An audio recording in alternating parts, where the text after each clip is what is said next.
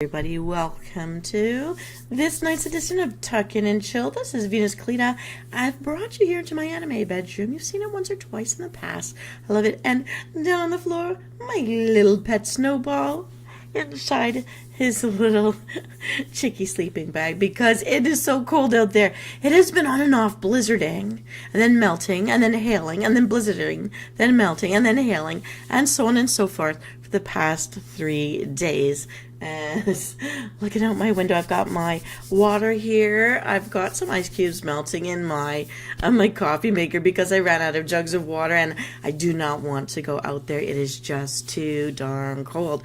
So I use my ice cubes. I buy them 3 bags at a time. Ice cubes are valuable to me. Ice is food. It has to come from nice clean places. I love to see that label on ice bags.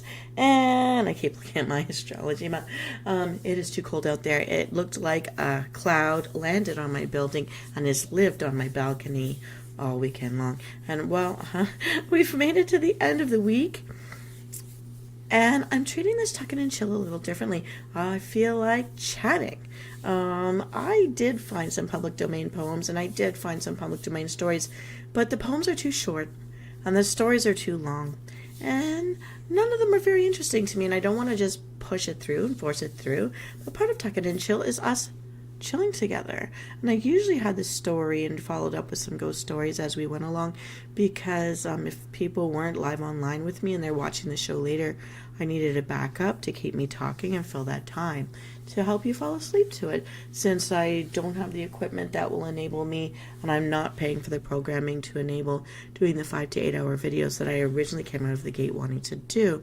But what I found instead is the 250 best would you rather questions of all time. I also have a different site with a couple of prompts. I've noticed that lately it has been trending that people talk about their take this job and shove it stories. And so I thought maybe I'll start with some take this job and shove it stories, because I realized I have some of these by land, by sea, and by air. How many people do you know can quit a job and find a job again 24 hours later? That would be me. Don't hate me for it. I keep myself busy. I've done a lot of learning in my lifetime, and I usually put a degree behind it or a certificate here or there. Udemy sales are the best for finding courses for under $15 and $20. I wait for the sales, and then I pick out things that are close to or around the realms of things I'm interested in. Now, I have been quite a busy bee in the past week. I have been very inspired, and I have been creating all sorts of little shorts, a couple of videos, and banking on when I'm able to do the live feeds. I've also made a new live show scheduled to pop at the end of the current one that's posted. Thank you, everybody, for flexing with me when things from the real world have popped into place, with my physical body having to be other places sometimes. But I'm here. Let's take this job and shove it stories.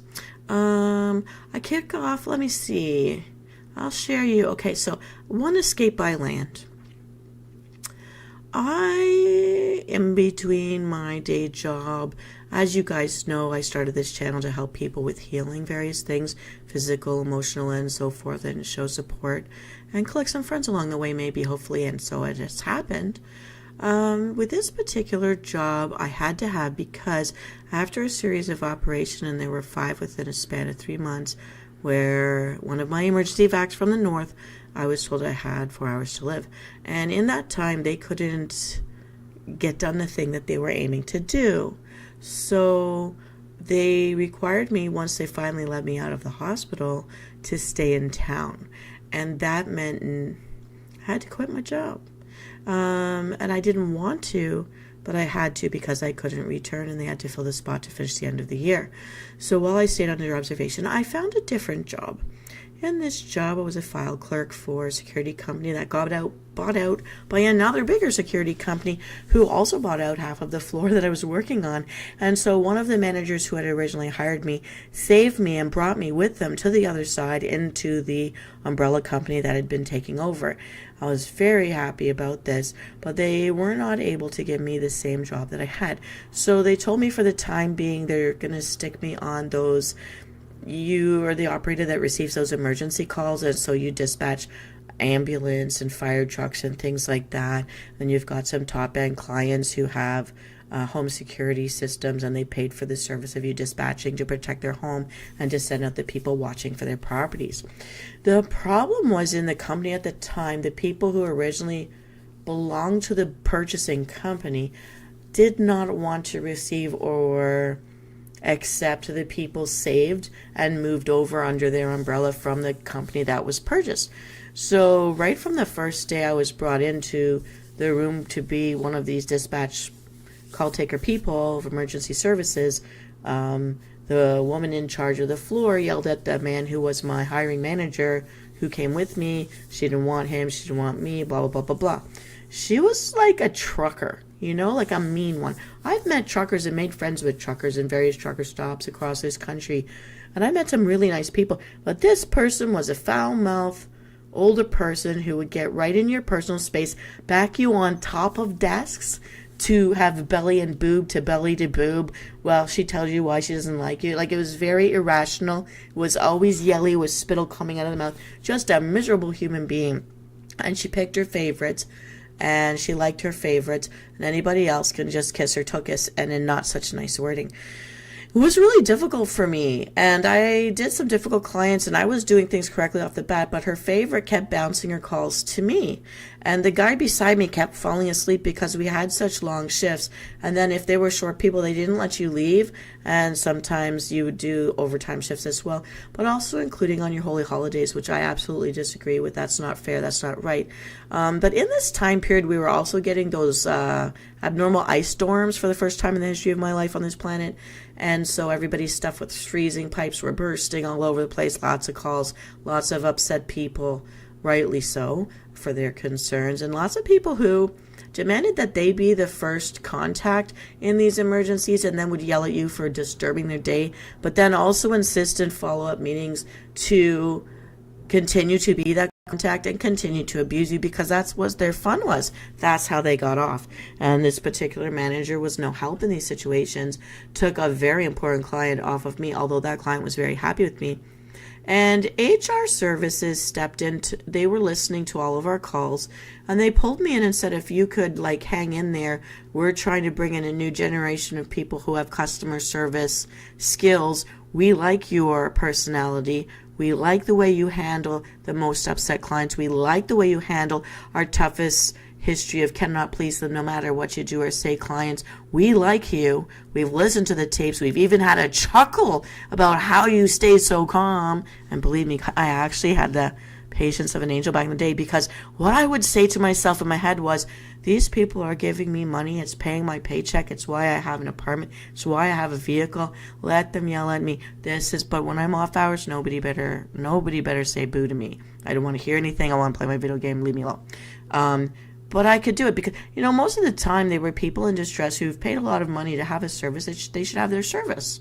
And the person that this woman took off of me, I had not violated, and I followed my proper training. And so the fights were the fact that the woman in charge of the floor, when I was on these shifts, these long shifts, which are 12 hours of the day, you sometimes don't get home in time to properly sleep for even 5 hours or 4 hours, and then you already have to go back to your job. It was horrible. Some people slept on the floor in offices, and during the ice storms I did too, because nobody had heat, but at least they were buying us donuts and coffee, hot cider, it was free food, even if it was bad for our health, but it kept us warm, a place where a lot of people in the city were having burst pipes and nowhere to go and no heat. And so, anyways, as I digress, it was a pretty stressful place to be. And we also worked in a dark room. So by the time I got in and the time I went home, I never saw sunlight. And the whole time I worked there, because you had 2 computer screens at the same time, incoming calls while you're making outbound calls at the same time, more than one at the same time. And so you often don't have time to make food or go shopping to get food. And so you try to do it on your lunch break if you can get out. And I was insistent on having my lunch break. But by the time you walk to the closest place, you had to really rush back. So really you're eating while you're intaking calls and sending out calls, actioning alarms at the same time. So a lot's going on. And what I realized is there was no way to buy fresh food.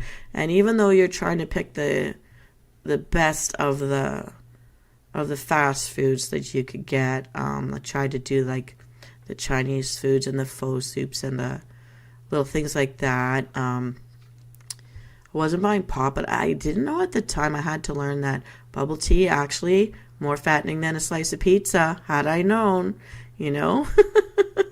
with my water. And finally, this one day, I was getting so many calls bouncing to me that I couldn't action them fast enough. And this woman was just such a demon, backing me onto tables, which I felt was also a sexual abuse at the same time. And I wrote an email to HR. I no sooner sat down to start my shift than I was being yelled at and insulted by this person. And I was following my procedures, and some manager I had never met before, who was her other half, so I guess the night shift man, who I had never met, no one had introduced me to him, was coming through a gate, and I followed. Because the guy fell asleep, I was picking up calls for also who was coming in and out of the building through one of those stanchion drive-through post booth things, because the guy who was supposed to be in the booth wasn't there, so it also bounced to me. If calls kept bouncing to me from other people's departments, because we're all in the same big room together in the dark all day long, all night long. And the poor guy beside me has said it's so hard to afford a place in the city, but in order to have a job, you need to be in the city. And my wife and I barely see our child, and we moved back in with our mom, so we couldn't afford things by ourselves. Plus, we need someone to watch the kid, and who can afford that? And he would take so many shifts, extra shifts, trying to get the money saved up, trying to clear debt, trying to get rid of mortgage so that they could have some time together as a family before their son was no longer a child, and not miss all those years together. And this guy was so skinny that he would just pass out right in his chair, and he had nothing but his chin on his big head to hold him up and keep his nose on the same level where the monitor and keyboard were, but the rest of his body would slide off that chair and slide under the desk all the time. He was a tall guy, so at least his knees would hit the ground and he'd wake up in these weird positions. But anyways, I tried to answer this call. I asked for the ID.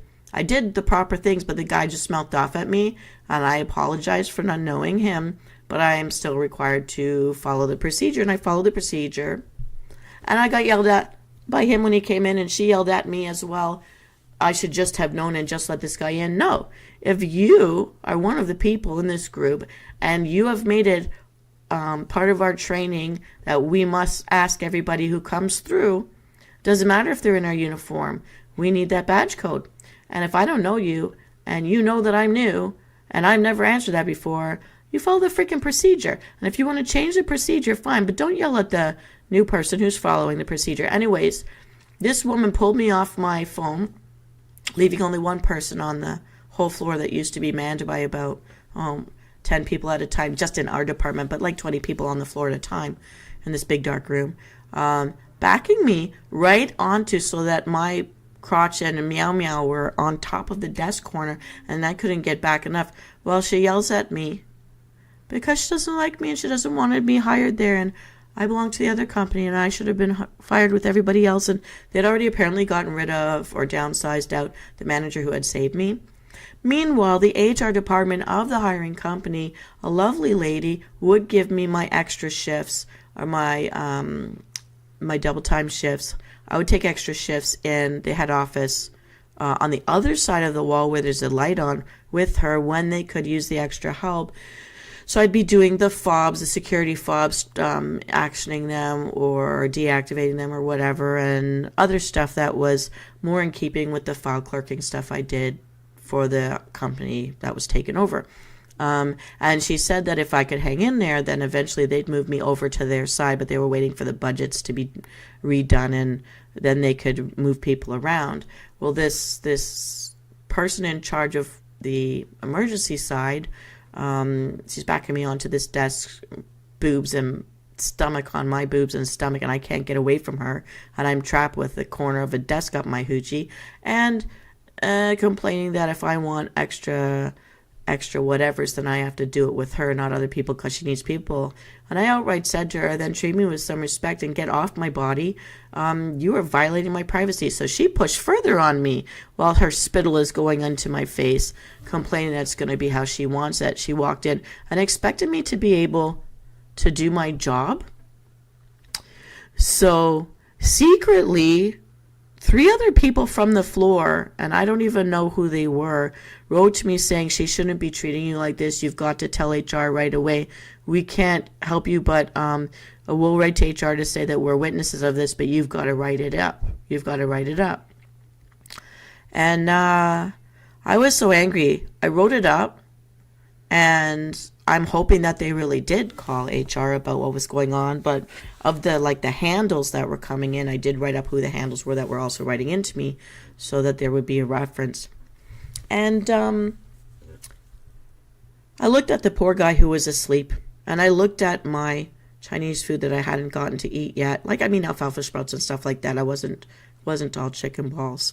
I was trying to be somewhat healthy. And I got so angry, I wouldn't take any calls. And I stood up and I faced the whole group. I said, this job is making me fat. I'm out of here. And I left. With the only other guy on security calls, other than that witchy manager, being passed out with his chin holding up his big skull and his tiny little long skinny body all floated, draped over the chair down to the floor like a human slide. Poor guy. I walked out. I went down the elevator 16 flights. I walked across the street and I bought some street meat, a little hot dog there from the vendor, and I sat facing the building where I just walked out from, looking at the water fountain. It was a sunny day. Who knew? Nobody in there knew. Well, within about 15 minutes of me doing this, I got a phone call on my cell phone. And it was the nice lady from the other side of the wall where they could turn on the light bulb who did the office-y side of the work. And she kind of had a weird, choppy voice, sort of giggling, but not really. But very kindly she asked me how I was doing. She heard I'd had a bad day. She had seen my email. She'd already heard from that particular manager, but also from at least one of those 3 people had also written to HR like they said they would. And that they had reviewed the HR tapes and I had been doing a really great job and asked me, they said, well, so where are you? And I said, downstairs. I'm looking up at your window right now. She's like, do you want to come back in? And I said, no, but you should come out. There's sunlight out here. She's like, what? I'm sitting in front of the fountain. I'm really loving the water, the sunshine. It's so peaceful. Nobody's yelling. You should come down and have lunch with me. I'll buy you lunch. She's like, no. And she didn't know how to, she's trying not to giggle and also concerned. She's like, you know what? You can have a day. Nobody's firing you. You can come back. Just have take a day or 2. Just let me know how many days you need. And then please come back. Because we promise you once things get sorted, she's old guard. We want new guard. You're who we want. And I said, I really can't do that. Both the day manager and the night manager are mean people, or I would have just asked to switch to the night. But I'm doing my job. I'm getting high scores with you guys. I'm taking the extra work on your side of the wall whenever I can, because that's where I really belong. I said, it's not the clients, not even on their worst day. It's not the security guards we dispatch or the ambulances, fire trucks. It's those people in charge, and they're horrible, and they're back. If please look at your security cameras, look at what she did, because I consider it a sexual violation as much as a physical one, but this is too much. They going to fire them, so I'm going to leave because this job is making me fat. I need to see the sunlight. I need to be able to get up and move around, not just drive home to fall asleep and wake up without having had a proper meal and then coming back in. I can't do it. I'm really, really sorry. Thank you for trying. And a week later, they kind of called me and they talked me to come back in and just try again. They gave me some shifts on the other side of the wall. They wanted this person to be kinder, but they weren't. They were just simply mouthy and resentful and sweary right off the bat. So I started challenging them for that week I came back. Did I make an error? And they just stare and then complain. I said, no, you didn't answer my question. Did I make any errors? And they would go silent. So I didn't make any errors, so there's no reason to be yelling at me. Why is she bouncing all her calls for me to finish them? That is wasting my time. I need to action my own calls. She has to know what she's doing. She needs help. I said she was trained in my group. She was actually ahead of me in the training groups. Why hasn't she learned by now? Why aren't you yelling at her? But that was her favorite. I said, you can't run favorites here. Anyways, I quit again. I actually ended up quitting 3 times. I just couldn't do it. It was awful. But at least by the end of that summer, I could go back to my regular profession. I go back to my own job, and I headed back north. So that's the first one. Standing up saying, this job is making me fat, and I walked right out. But it was. And I'm glad I'm not in that job anymore. If you guys are out there and you have to sit all day for school, you have to sit in commuting, and you have to sit for work, I mean, get up as much as you can. I think the biggest problem with the health in our country is we don't move enough anymore. We're made to sit and sit and sit. Then our babysitters have us sitting or lying down. So it's like, if you can at all, save your mobility. Dance, move, swim, something. Get a trampoline, whatever you can do. Keep moving. And maybe have a moving break right now. Okay, I'm swaying. 1, 2, 3. Do it with me now. 5, 6. Come on, move your body. Move it front or back, side to side, whatever you want. Wave those arms around if you can. I can't, but maybe you can. All right. Now, that was just one Escape by Land story.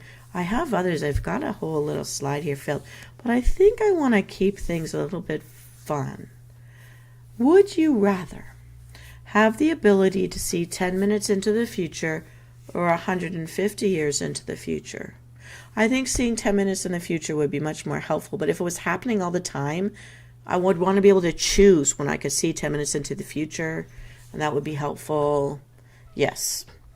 I would like that. 150 years into the future, as much as I would be curious at the same time to never be able to live it, so that would just depress me. Although you'd think maybe you'd see what people invented and hope that you're smart enough to invent that thing first. I don't know. Am I the only one with this power? If I'm the only one with this power, only if it could make me money. 10 minutes into the future, would that win me in bingo? No. Lotto? No. But I might be able to avoid an untimely, horrible accident or fight. I think that would be giving myself some peace of mind, but only selectively when I want to know. That's all. All right. Would you rather have telekinesis, the ability to move things with your mind, or telepathy, the ability to read minds? I think I don't want telepathy because I read people enough to know that I never give them the chance to change their mind from what I suspect is their true thinking or their true motivation, which I'm usually not wrong. But what I had to learn as a kid was wait and see if they edit themselves before they act or speak, to see how they're choosing to be as a person towards you. I think that's valuable to know. And with telepathy, I don't know, if you think of Queenie in the Dumbledore movies with Newt Scamander, she would get upset by something someone thought briefly without letting them edit first, and so they had a big fight in their relationship and separated because she was so upset about an initial instinctive thought in her other half's head, and he didn't get a chance to show and say what he thought would be the better answer, so a person can't grow with her. So I'd rather have telekinesis. Also because if someone was trying to mug me, I can just throw them on a wall. Or, if they were trying to do something worse, break it off and throw it on the wall with my mind. And plus then there's no fingerprints on anything. Collect all the coins in the fountain and make my wish. Anyhow, but that's just a wish, a dream, a little fancy. Would you rather team up with Wonder Woman or Captain Marvel? Hands down, Wonder Woman, the Linda Carter edition. Period. I don't care. She was the best. I like that lasso. I like that tiara. I like the bullet-stopping little bracelets. Got to have some level of hand-eye coordination and agility and speed. That means great health in order to do all that.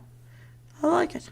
I'll stick with it. Plus, if I could look that good in a bathing suit, that's the bathing suit I'd be wearing. All right. Would you rather be forced to sing along or dance to every single song you hear? Dance, hands down, I always do. I'm tap dancing with my feet right now. Would you rather find true love today or win the lottery next year? True love today. I have been alone all my life. I can make my own money. But I seem to be asking for too much. Maybe I should have asked for the other thing, and I don't know. Okay. And another take this job and shove it story. This one is an escape by sea. You heard me right. So I was working on an island, and there was a mainland, and during the winter, you've got the winter road. However, in the off season, when it's spring to summer to fall, and things are not that cold or not cold at all, there was a ferry boat that would take vehicles and people across. It had set times, so you had to make it really early in the morning to get off the island and go to mainland. And mainland, you're coming back in the evenings and so forth. There were only certain trips on certain times of certain days. And the rest of the time, you're just out of luck if you miss that early morning ferry. Like we're talking 6 in the morning, 7 in the morning kind of trips. So if you had to work the next day, you definitely did not take the ferry. I went into a community I had worked for the year before, and it's drop-in at that time of year. And what people would do in the north, where there's drop-in zones for mini planes that have like single seats down each side, like maybe 10 seats, and then you see the pilot and the co-pilot right up there in front of you with a little drape, and all your luggage is behind a net right behind you. If you've got an animal in a box, they're right behind you. You're all looking at each other's eyeballs. You could smell each other's farts, basically. Not that anyone tried, but these were very tiny planes, and to get you in and out. And so but this time, and then you would like park your cars at the airport, and you can pay to put them in a compound where they stay plugged in so that your oil pan doesn't freeze and your car doesn't die. So anyways, it was the time of year. It was in the fall, still warm enough, so I was taking the ferry in with my vehicle, and that meant saving a lot of money on bringing in all of your food and your groceries and your furniture and your clothes, whatever, your luggage that you're moving in with for the year. And everybody was taking the ferry, and we're meeting new people that had never been on staff before, and issues with housing the year before. Everyone has to share or be housed with someone who's a stranger. This is normal in the north, although a terrible, terrible idea, because adults have their own different needs, and some people are freaking crazy. I'll save all the horrible roommate stories for later. Anyways, I lucked out enough that because I was, and you guys don't know this part about me, but I fostered children sometimes so that they could be kept in the community where other extended family members are and stay with their own culture. So I was going to be fostering. I'd fostered. So I was going to get to have a place for myself and the kids, a place with an extra bedroom and all that kind of thing. So it was great. And I was going to setting all up for that.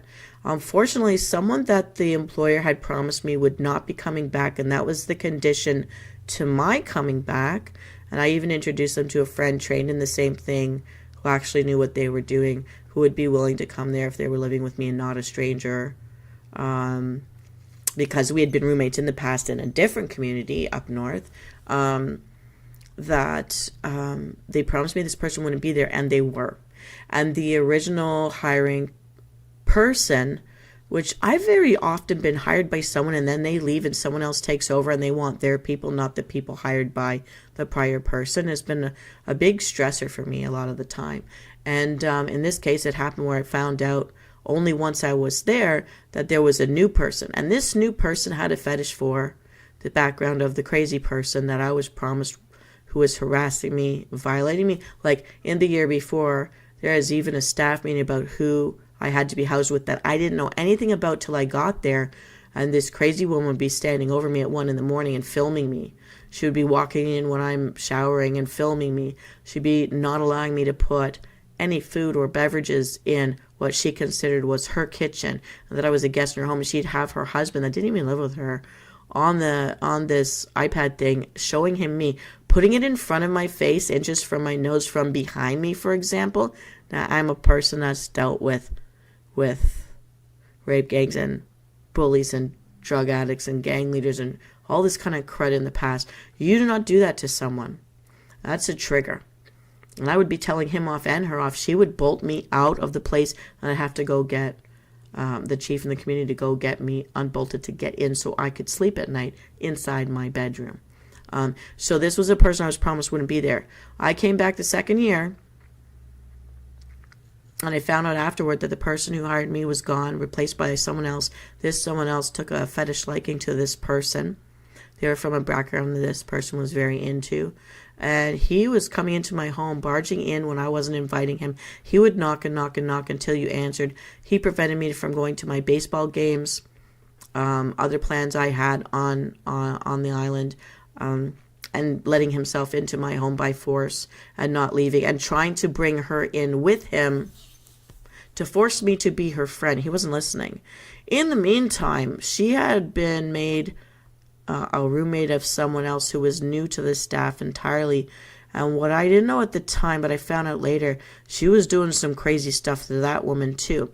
And when I had met that person and walking around in the first week back, I didn't want to be the person to start rumors, so I didn't tell her why I didn't like that person. That person was acting as though we were friends and going to see each other and all that. I said to this person, I don't want to tell you how to think or feel about anyone, but that is not my friend. And I'm not going to tell you why, but that is not my friend. She said, yeah, no, I've already met her. I have to live with her. And she sprayed me and my stuff with rat poison and wants me out of her house. She's telling me it's her house. And where am I supposed to go? I said, oh my God. Unfortunately, I have other people coming into mine right off. She goes, no, I understand. I go, I'm really sorry. She's like, so whatever you're going through, I can only imagine. I said, yeah. Well, I'm sorry, I can't help you. Anyways, by the end of that week, this new employer who decided a ranking of who he liked and didn't like, who was coming into the room where I was working, I was prepping it for me and another person that worked with me, and he was like telling other people to leave the room when we were planning together, and closing the door to then tell me off and tell me how he ranked who and who he'd fire first and second and third before this girl that he likes. I said, you don't know anything about the past. You don't know anything except what she's telling you, and you're not listening to anyone else who's telling you this is not going to happen. Like, get out of the way of the door. I'm leaving. I'm walking out. He came to my home and started banging on the door on the Sunday night before school was supposed to start. And after him already forcing his way past my body a couple of times, I refused to answer the door. And because I was in a building that had been vandalized 2 years prior, because of somebody working there that the community felt they didn't like. And again, I'm talking about a Native community up north. It was trashed so bad that the back windows and the back door, so the fire escape route, had there been a fire on the other side where my front door was, I would not be able to escape that house. I would have to break a window and jump out the front and hope that the fire isn't across the whole front of the house, if that thing were to happen. Shouldn't, but this is a community, it's a culture that does clear brush fires to clear out instead of using lawnmowers. They set everything on fire and they control and fan it and stomp it out at the end to clear areas, to clear not only up tall grasses, but bushes, woods, trees, anything. There's certain areas, and they do it every year. It's cultural. So it doesn't help me. If that were to ever get out of control or a wind unexpected came, I would be in trouble because everything else was boarded up. So it only meant one door and one window. So I couldn't go into my bedroom. I couldn't go out my front door. And I was trying to call the chief. I tried to call the guy holding my department portfolio. Hey, Hero Flame, I'm going to just finish telling my story. I'm talking about an escape by sea from a job, like a take a job and shove it story, because I see that that's what's trending online right now. So I want to be in trend a little bit. And so this guy was knocking and pounding and demanding that I open my door and let him in on this Sunday night from 9 p.m. to midnight solid. I started crying on the phone because I couldn't find the chief. I was crying on the phone trying to find my portfolio holder. And the neighbor beside me started calling me on the phone. She says, if you're there, you have to let him in. He's in my house and he won't leave because he's telling me I have to make you let him in. I said, I'm not going to do it. Tell him to go home. She's like, he won't leave. I said, you've got to tell the chief because I'm trying to tell them and I can't find it. Nobody's answering their phones and I can't get help, but I can't leave. There's no back door. She goes, well, you have to let him in or he won't leave my house. And I said, no, I am not going to do it. Please tell him to go home. She's like, he won't listen.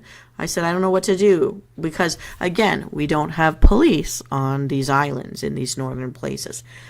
I had to wait until 1 a.m. before this guy finally went home. Like, what nerve. Really creepy crap. And I also, at this point, nobody had moved in with me yet. My other person wasn't there yet. The kids hadn't been sent yet. So I got as much stuff as I could back into my car between 1:30 and, 2:30 in the morning. And I went and I drove my car. I gave the key to my neighbor. I drove my car to the ferry boat. I was first in line. And I got on that ferry boat that next morning. And then I went and the ferry boat had, because it's used to bringing people back and forth, had a tiny little snack shop in it. You leave the car at the bottom. You can go around the top and walk around the top. It's not a full top, but it's like partial, and you can walk around and look at the water and just enjoy my trip. As I'm walking around, I started seeing other teachers. But this was supposed to be the first day of school. I see the lady that I had met the day before, who was stuck as this crazy woman's new roommate. And we started talking, and she's telling me that this woman was putting rat poison, telling her that she couldn't have her stuff in the kitchen, that she was a guest in her home and was coming into her bedroom, just the same stuff that I was going through when she was with me, and that when she went to the boss to get help, he sided with the other person, wasn't listening. So she said, I'm not going to go through a year of this. I'm out of here. So there were 2 of us. And then we found 3 more ladies who didn't want to work with this woman again, who also had been promised she wouldn't be back, who she was driving crazy at work. And 2 of them were escorting a 3rd one to leave because they weren't going to do it again and they didn't want to be forced to live with strangers and have crazy things happen. So then one of the people from the band council, an elder, a very nice man who supported and liked all of us, and he had me working with him in another community before we moved to this one, and he's the one that gave me the heads up about the job in the first place, saw us all there and was very concerned, talked about why we were leaving. And so I felt bad for him, but that is how a group of us said, take this job and shove it. We got on that ferry boat and we floated away to freedom and all got better jobs within a week of landing on solid ground on the mainland. So hero that I'm dabbling some would you rather questions in between my escape from bad job stories, bad job situations, because I'm just wanted to have a chill night rather than a big story, because while I found some public domain stories and I've been trying to find free scripts for VTubers, I'm not finding something that's actually very interesting. They're either too short or too long. And so today I just felt like doing the chill part of Tuck In and Chill. So Hero, I'm glad you are back. This is Friday night. I'm going to ask you some would you rather questions, and I know we may have a lag. And then I'm also going to answer these questions too. So I found this page called 250 Best Would You Rather Questions. I'm only skipping the ones that are too negative. All right, here's the question. Would you rather be chronically underdressed or overdressed? And Hero, I know you know what I would say because you know what I'm wearing right now. Tell everybody it's all right. I'm going to open today a little jar of applesauce. I really like applesauce. So I'm going to have some. And then I'll drink my water. Snacking on applesauce today. So Hero, would you rather be chronically underdressed or overdressed? And you can tell everybody how I dress when I'm VTubing.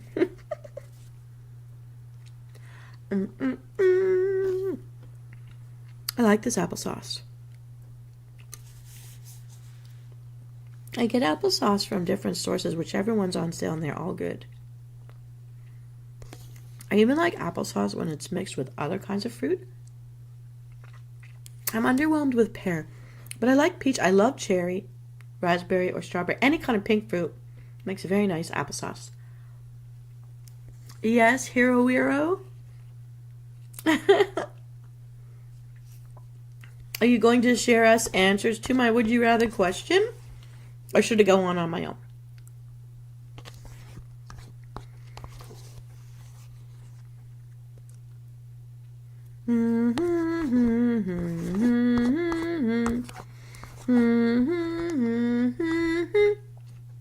La la la la la.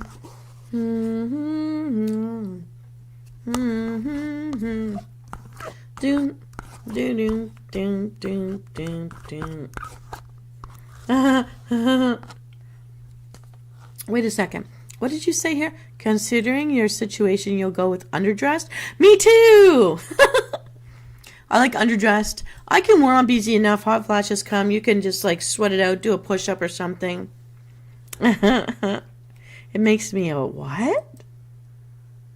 Well, I don't care. We can be naked buddies. We are wearing what God gave us, our birthday suits. So have a happy birthday to you.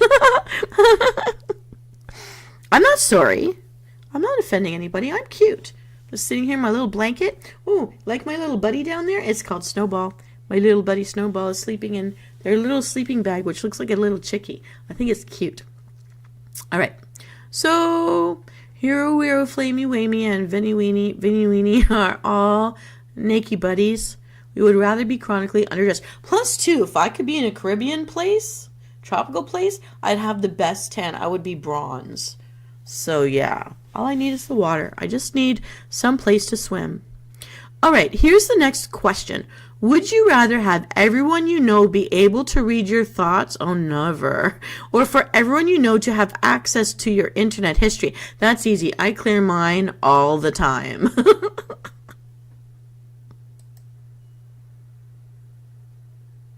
I'm bouncy.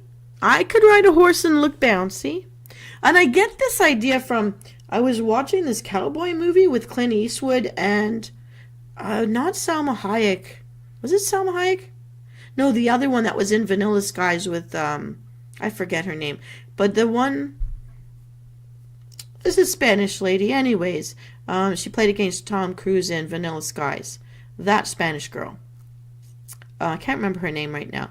But she was in the movie as a young girl, fully stacked. And he complained she wanted him to train her to ride a horse properly, but he complained to her that she was too bouncy. She had bouncy bits. Girls have bouncy bits, and that's just not decent. He should be only training men.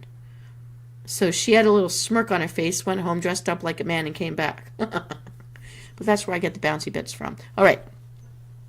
Here's the next. Yeah, so I'd rather have everyone have my internet history access because they're not going to see anything shocking, and I usually clear my history pretty fast. And you're teasing me. Are you in Jamaica or St. Lucia? Which island? Also, I'm hearing a lot of people are getting killed in Jamaica, and there's a lot of violence going on in Trinidad right now. And I've had my Jamaican and Trinidadian friends confirm, and they've confirmed. So I'm very sad about that because I would like to go to the islands. But, not if I'm going to die.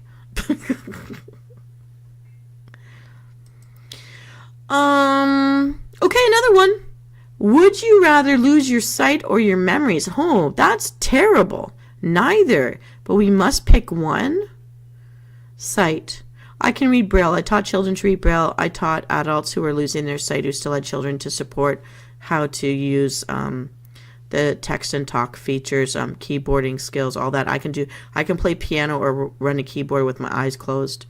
But my memories, I want to know who I am. I want to know who to trust. I want to remember why I have the opinions that I have. I would keep my memory. What about you, Hero? Rather lose your sight or your memories? That's a tough question.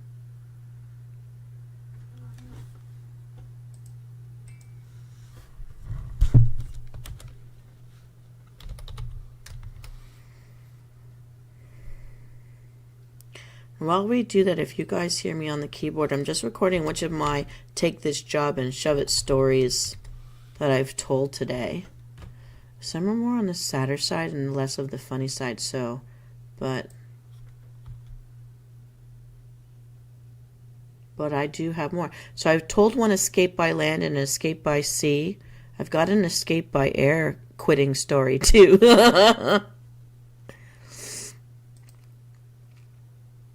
Memories, you've had enough. Oh no. Oh no. Well, I want to try to fix that. I can see why you'd pick that. I guess I'm a glutton for punishment, so yeah. I want to know if that person is evil and I know it and see them coming. You know what I mean? But I totally get what you're saying there. Okay, let's have one more. Oh, would you rather give up air conditioning and heating for the rest of your life or give up the internet for the rest of your life? I've never had air conditioning, and I very rarely put on the heater because I am surrounded by old people that run their heaters so high that all I have to do is open the door to my hallway and get heat. I have real Italian wool blankets from my grandparents, God bless their souls, and they are sweaters that they made from the sheep that my grandmother tended as a child, that I will survive any winter. Plus, I've survived life in the Arctic. I know how to make an igloo. I know the theories behind all of it, and the windbreakers. I have lots of windbreakers. I can do it. I've done it, actually, for most of my life. I actually get sick from having to go in and out of a job where they have air conditioning because you don't have fresh air. Even in the winter, sometimes I put down my windows to take in the fresh air. I can definitely live without air conditioning and heating. I am the person to survive the apocalypse, people. And I know how to feed you. What about you, Hero? Do you live with air conditioning and heating? Or would you rather give up the internet? If you gave up the internet, we couldn't speak anymore. Let's see what you said. You've only gotten to use AC a few times. So I'll be fine. Yes, we are so much on the same page. Plus, if you are near a beach or an ocean, which I believe you are, we just have to jump in that water. I know some shorelines are much more violent than they used to be, but with the reefs wearing down. But I could swim all day. I could just swim all day, and I would be fine. Okay. Now, we are back to me talking. I've given you Take This Job and Shove It, Escape by Land, and an Escape by Sea story. I'm now going to tell you one of my Escape by Air stories. Okay. So I was working in a drop-in island. Thank you so much. Hero, you and I are landing on the same team with so many answers today. We're simpatico. All right, I'm having fun with the chill tonight. Have you, Hero, hydrated? I've got 1 inch left of water, of my lemon flavored water, and I'm gonna cheers to you right now. How about that? Yeah, I'd make a big splash because I don't need to. Actually, I dive in very gracefully because I was on Swim Canada when I was a kid. I can dive without making a big splash. Actually, I think that surprises people. I'd never done a cannonball. I think it would hurt. But I'm going to drink to your house of mine, Hero. Grab something to drink. Let's hydrate. We need to. We're worth it. Our health is worth it. Let's preserve our health. Time for a chug-a-lug. Cheers to you. Chin chin. And bottoms up.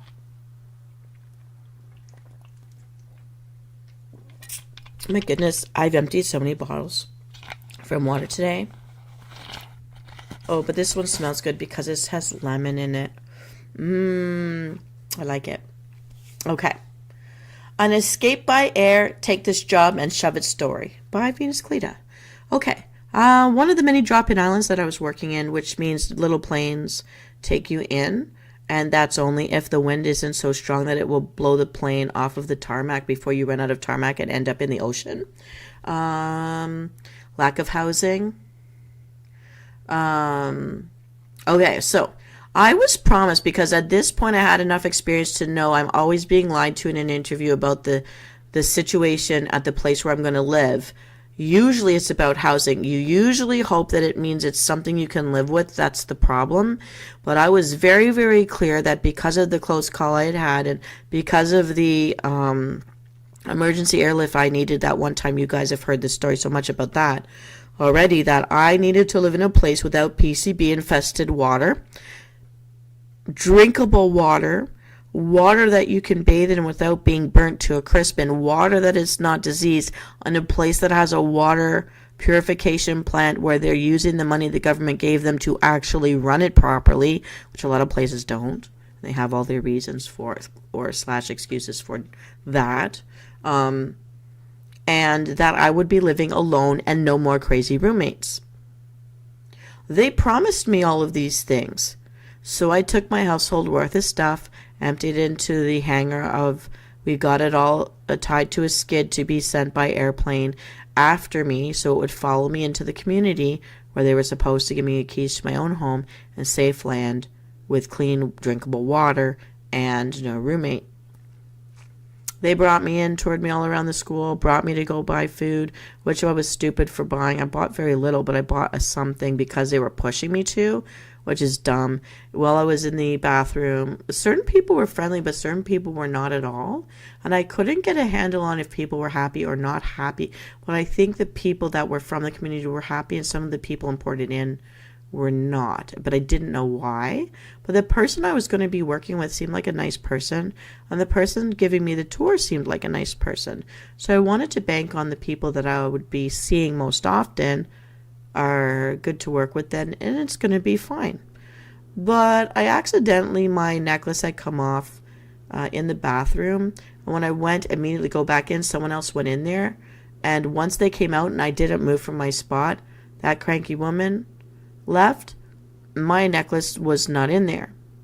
Now, I knew I had worn it going in. It came off while I was in. It was no longer on me, and I realized it while I was just a few steps away from the bathroom door. So that person took, and I cannot prove they took my gold necklace, but it was gone, and that was the only person in there other than me. And that was the place I lost it because I had looked at it before using the bathroom. So it had fallen. And so I lost that. So that sucked. But then, and I kept pushing, they kept giving me excuses for why my place wasn't ready yet. They brought me into a housing where there was no place for me, and it was also a pigsty, so it was someone that didn't clean. Their fridge was full, their freezer was full, there was stuff all over the counters, nowhere to put things down. So the few things I bought, like I had to stuff them in the fridge where they should have gone into the freezer, but like no space for me. And clearly someone was living there. And they brought me upstairs to see a bathroom that was full of also someone's junk, a bedroom that was unkempt, a bed unmade, and everything all over the floors. And then there was one bedroom with a bed. And I said no. I was told I'd have my own place. I was very clear that I do not want a roommate. They said, well, this person works in the high school, not in the grade school, so you're going to be fine. And then I said, no, look at how they live. They're a pig. I don't even know the person yet. They took me to the high school just to meet the person. That didn't solve anything. And they were upset because they told me they were told they would be living alone, and she didn't want to give me a key to the place. That we'd have to coordinate how I'd get in and out. I said, nope. I went back to the school. Oh, and in the tour of the community, one of the places my guide took me to was in front of a kind of a shack house to tell me that while the man was a little bit older who lived in there, I should go and meet him because he had the biggest man part in the whole village. And I said, what? Does he know you guys make him part of your tour? And she was giggling, trying to get me to actually go in there and try him out. Is this normal? Is that professional? I said, I feel bad for the guy. It's okay, it's fine. If you're curious, you could try him out. I'm like, this is not right. Take me to my boss. I sat down in the boss's office, told him a few things about what I thought about me being there, and that I was also upset because my stuff was in transit in the next plane over. And also I said, and other than just the pigsty of the place, I'm allergic to something over there because I'm a lot more sensitive since my emergency evac the year before. Something's in the air there because I was closing up. I said, I need to go to a hospital, and they don't have one on the island, so I'd have to go back to mainland either way. So I said, you know what? You guys lied to me. We had an agreement. You lied, so I'm out of here. And I lost the money for traveling in. And I said, thank you very much for my loss of money. If you guys had any, like, decency, you'd pay me back my losses. But I know you're not going to do that. So screw you all. Bye-bye. Take this job and shove it. I got on the very next plane out. And the way I did it was, they're like, you can't leave. You didn't buy a ticket. You didn't buy a round-trip ticket. I said, oh, we'll see. And one thing I knew about the pilots up in the north is if you give them $20 direct in their palm, they'll let you hop in with the cargo. And as long as you're not upset about wasting a half a day hopping around because they're dropping off deliveries, they're dropping off like boxes and like food boxes and whatever, diaper boxes, they're dropping off on a route that they have, and they island hop, and they'll let you island hop with them for $20. So I gave the guy $20, and eventually by the end of the night, I got back to the airport. I went over to the hangar side where they had made my skid. They had never shipped it. And I said, thank God. And they were betting, basically giggling and betting on in what hour I would get back to them. And that's why they never sent my stuff. They said it was very normal for people to quit and come back. So they didn't want to send it until they had heard from me looking for it because they didn't think I'd stay. And I'm like, well, I didn't stay, but thank you. So that saved me like $500 because they anticipated that I would be getting hell out of there by air. That was my escape by air. I've really had a very strange life. My friends keep telling me to write a book. I don't want to, but yeah. You just need $20 and a pilot with a cargo trip to Island Hop, and you can be out of there. So that's my escape by land, escape by sea, escape by air, take this job and shove it stories. And now we're coming back to, would you rather swim in a pool full of Nutella or a pool full of maple syrup? I think you could swim better in the syrup, but the smell might get to you. The Nutella. I think it would taste better, but I think I like it better on toast. So unless I had a bikini made of toast. I don't know, it all seems very unsanitary, the whole thing. I think to actually swim, maple syrup. It would be terrible to sink in either one of those. I would be like it being in quicksand or something. Hero, am I wacky? My escapades. I'm really not joking when I tell you these stories. I have quit a few jobs in my time because the older I've gotten, the more I've learned.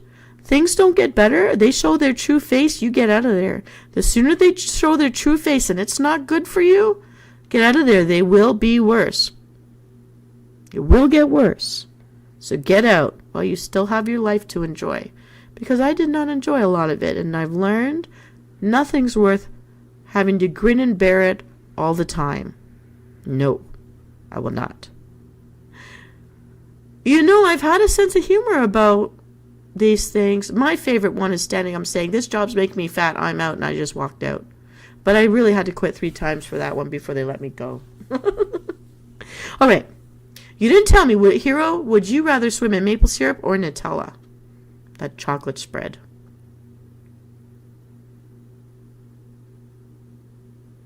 Me, I'm going maple syrup because you could move better in it.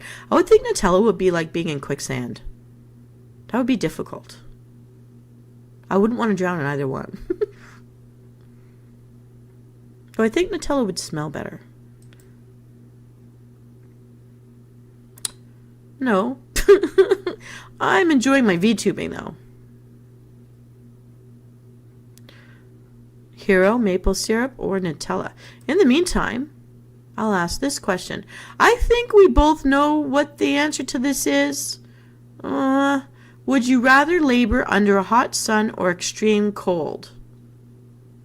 As much as I think I would pass out and die in the hot sun, I would be drinking water and sitting on ice cubes, so maybe I could do it. But extreme cold, it is painful. It hurts. A balaclava is not enough. You need to wear wool on top of cotton, and you need to wear a windbreaker,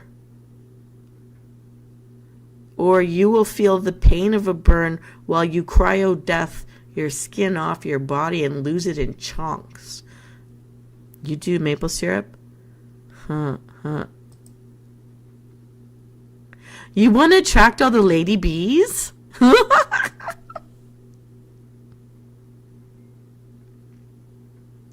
Yeah.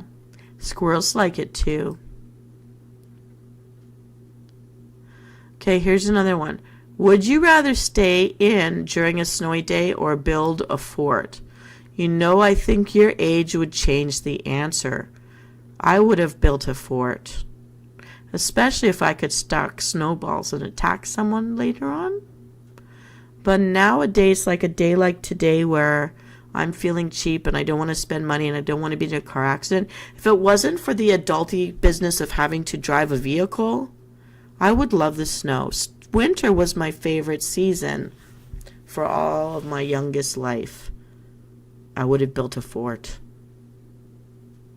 But today I stayed in because I don't want to drive in that and have an accident. It is still a blizzard out there. It's amazing. It's like a cloud is sitting on my balcony and won't get off. Yeah. Oh. Okay, gonna find us another question. Would you rather buy 10 things you don't need every time you go shopping, or always forget the one thing that you need when you go to the store? Huh? Oh. I'd rather forgetting the one thing I don't need, or forgetting the one thing that I do need all the time would be so annoying, but it would waste less money because it doesn't mean I have to buy anything. I just have to forget something.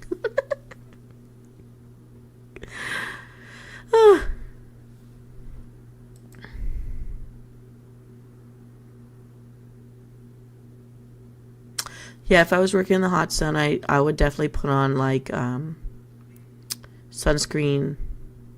I like the banana boat that you spray on now. We used to always put on, like, lather up the cream with your hands, and I don't like to do that. But the spray on stuff is good, and you can reach everything.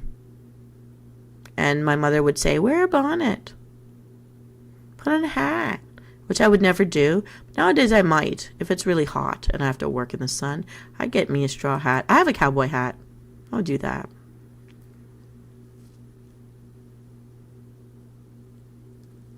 The next question is, would you rather never be able to go out during the day or never be able to go out at night? Wow, that would suck. If I owned a pool, I would stay home all day and swim in the sunlight and then go out at night to dance. That would be my ideal life right there. But as I must pay bills, no, I'd still rather work from home on my computer now that I know how to do VTubing. But that doesn't pay the bills. If that could pay the bills, then I'd go out at night because I'd want to go dancing. But that's assuming I have I have a place to swim at home. Without a place to swim at home, I'd still want to go out at night because the pool's open in the evening. So if I could earn the money to have a home from the home, I think I'd stay home in the day and go out at night.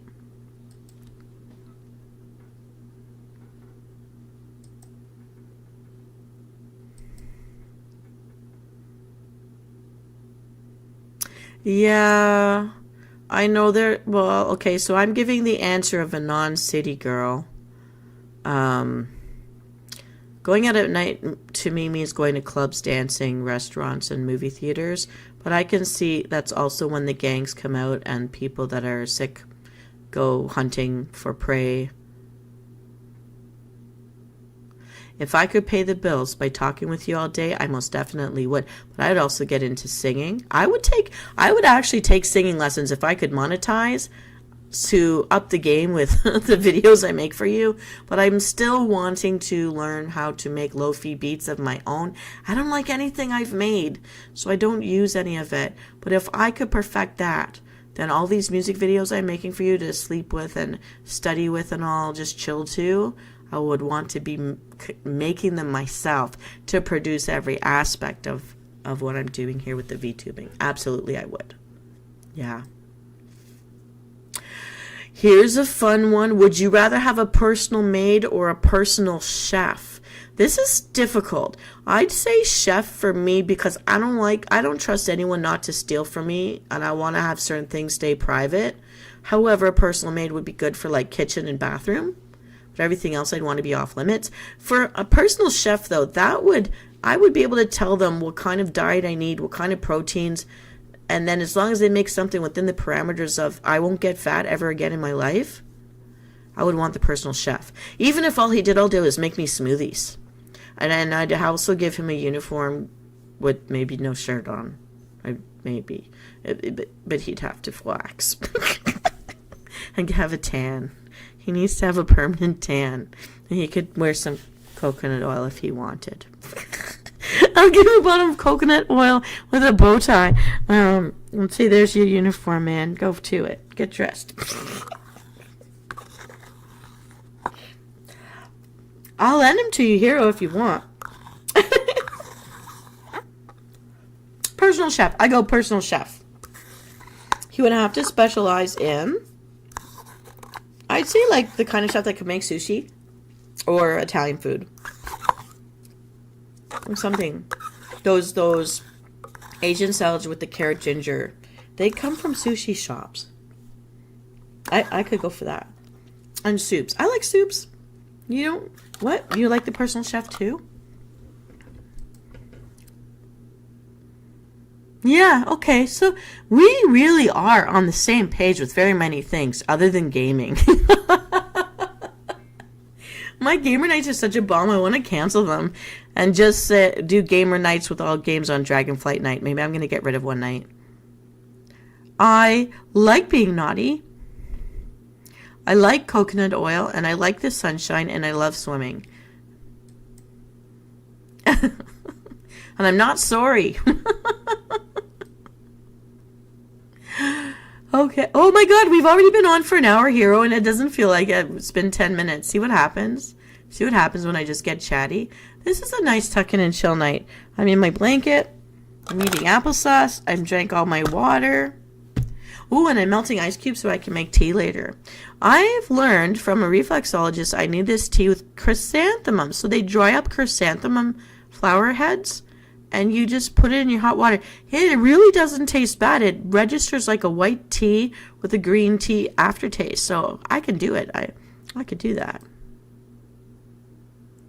You'd mail me a bunch of coconut oil? Or a bunch of personal chefs? What power do you have?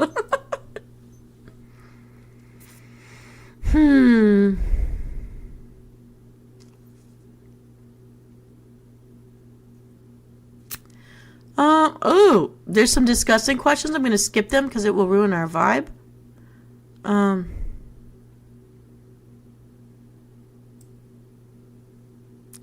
Oh. Would you rather lounge by the pool or on the beach? Now, over in Italy, my heritage home, people put their lawn chairs right in the water on the beach. Not on the sand, but above the water where it's all reflective. So they can dip their feet in or their hands in whenever they want, but their drink stays safe on the chair, on the arm of the chair. I say lounge on the beach. But I would swim in the pool. And that's assuming the beach is clean, or I'd swim in the pool.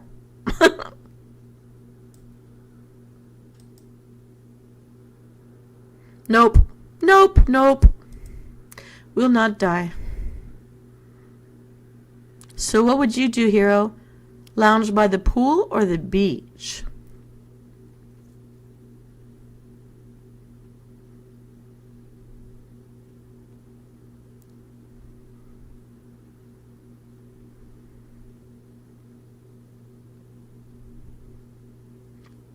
I have one last question for us, which is so cute. Okay, while we wait for your answer on that one, because I know there's a lag, here is our final question for this evening, and I'm actually gonna save this in my history so that I can come back to this page and we could do more later. Because here we go. Would you rather cuddle a koala or pal around with a panda? There was a point at which I contemplated quitting my job and taking all of my money, but then COVID hit and changed the whole game. But had COVID not hit, I was going to pay to go to China to volunteer to feed the panda babies, the little panda cubs, because I was watching these YouTube videos where the trainers of these panda babies looked all mad and grumpy, and they were sick and tired of pandas constantly tripping them and falling and having to catch them because they're just babies. They have no idea how strong they are, and they're so fat and cuddly, probably as dangerous as a gorilla. But I want to try to feed them, and I want them to trip me and roll all over me, and I want to hug them because they're just babies, and they're so powerful and so chubby and so fuzzy and so cute. I think it would make me happy where it makes other people grumpy. I would just roll around on the ground, and if I pee myself, I don't care because the panda sat on my stomach. What am I supposed to do? I'll just feed the babies. I would love it. Although I think koalas are fascinating, and they're the only natural bear in the world I have not seen with my own two eyes in a wild place. Koala I've never been to Australia. I don't think I'll ever make it to Australia. I think that one's a bit far and expensive. But if I could, I hope I do one day. Then I'd want to see the koala. But until then, I want to feed the panda babies. I want to be in that ridiculous situation where they're constantly falling and falling on you and making you fall while you try to feed them with their little bottles.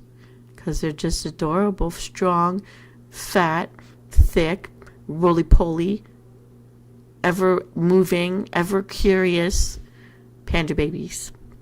I love them. Ooh, you're a river person. I think that counts as beach, because I'd like to swim in a pool, but I would plant myself in the water on a beach. Maybe you'd be on the dock over the river. I could see that. Welcome, other viewer, whoever you may be. Hugh and I have been chatting and chilling away. Well, I'd tell stories of take this job and shove it. My escape by land, by sea, and by air have all been explained. And we're closing the evening with a couple of Would You Rathers. And the last question of our evening is, would you rather cuddle a koala or pal around with a panda bear? Dun dun dun. Dee dee dee dee dee dee dee dee dee dee dee dee dee dee dee dee. Makes you sound like a lifeguard. The one job I wish I had done as a kid was be a lifeguard. Because now that I know what I know, I think it would be great to just sit in the sun all day and then be allowed to swim in your off hours. Plus, it forces you to stay fit because you have to be able to swim a certain length under a certain amount of time.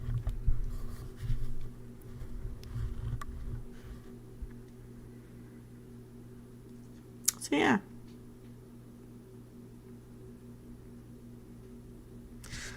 Do, do, do, do, do, do, do. Which is the kind of bear that you would play with? Do, do, do, do, do, do, do. Do, do, do, do, do. All right, hero. What's it going to be? Cuddle the koala or pal around with a panda baby? It can be a baby. It can be a cub. It doesn't have to be fully grown.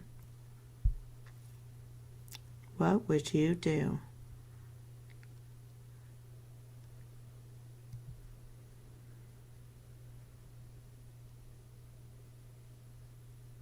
No, I have in the past. It's probably still there, but I don't remember how to get into it. I know that we're going to be meeting up at 7 p.m. tomorrow. I have not forgotten him. If it's not blizzarding, I am going to go into ski country so I can go swim in the outdoor heated pool. I really badly need to have fresh air when I'm exercising. Don't worry, I have you on my calendar. I won't forget. Or you can get mad at me. The cubs. 3 max. Okay, does that mean panda cubs? The pandas? We have been par for the course all night long with all of our questions. You and me are in the same boat.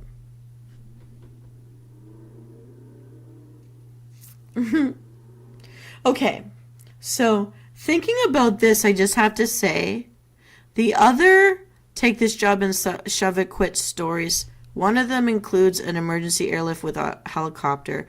One of them is by an ice road trucker on one of the ice roads that had been featured in the ice road trucker shows. For real, I'm not kidding. And there was one by train. But these three are sadder stories. So I don't think I want to share them today. But I just want to say, since it's trending out there that people are talking about take this job and shove it, I've escaped by land, by sea, by air, by emergency airlift on a helicopter, by an ice road trucker on an ice road, and by a train. 6 original I quit, shove it, I'm never coming back. All me and my very strange life for reals. So I hope you found that interesting. Do you want one more Would You Rather before we go, or was that a nice one to end the evening on? And I know I'll be seeing you, Hero, not live streaming, but just through... I'm going to try to find you through Twitter first and get that information on Twitter from what Discord channel you're going to be in. And then we will practice trying to do the gaming thing before we go to the next gamer night.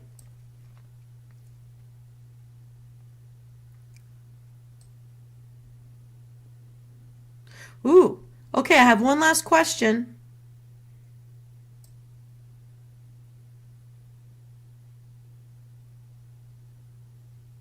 Yeah, just put the information of your Discord server, whatever the name of it is, the code I'd need to get in, on the Twitter, since we talk through Twitter.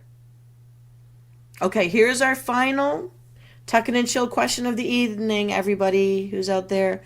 Would you rather spend a week in the forest or a night in a real haunted house? I've actually done both. But here I don't know where to find you in Discord, so if you could put all the login information in the Twitter, because the Twitter is where I know how to find you. Don't put it here, because this isn't private here. So, I think it's more interesting to explore a real haunted house.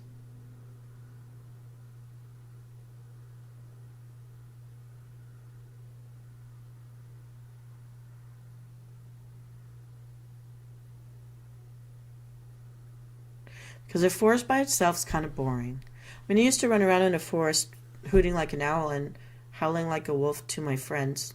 I don't think that was a smart thing to have ever done, but somehow we did not become niblets.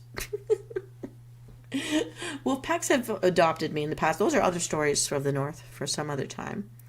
But, in a haunted house, people could knock all night long. I'm going to sleep if I need to sleep. But you sometimes might find something really cool in there.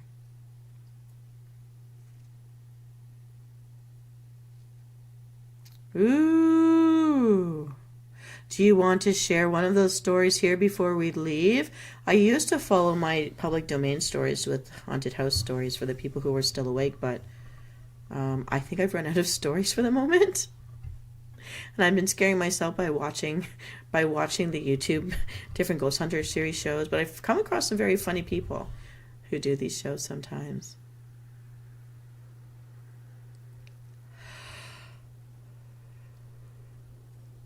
But I don't. I have to go through the whole process. I don't like using Discord.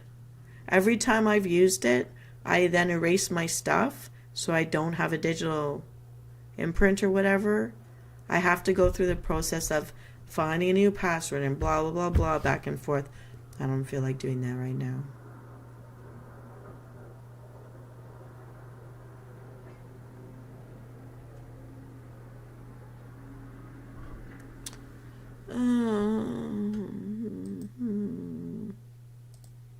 I don't want to. It's another thing I have to download.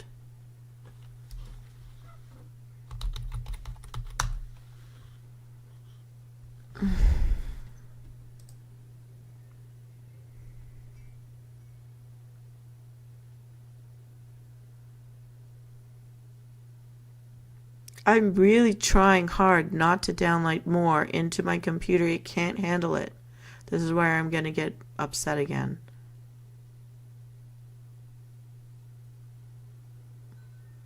I'm not going to do that right now. So I'll talk to you in Twitch tomorrow at 7. We'll figure it out then. What is this?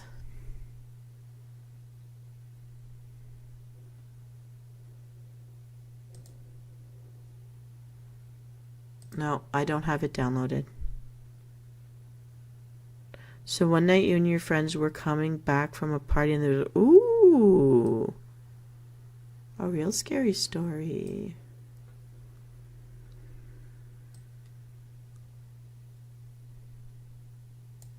Maybe I can,